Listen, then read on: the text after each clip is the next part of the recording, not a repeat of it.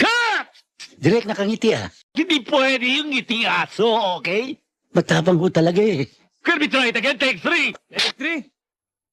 Kayo ba galing sa opisina at medyo pagod?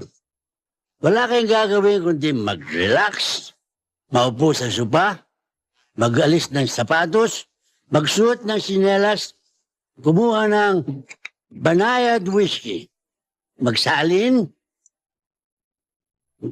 uminom. Wow! Ang sakit sa lalamunan!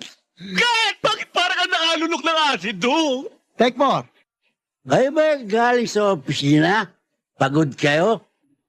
Wala kayong gagawin kundi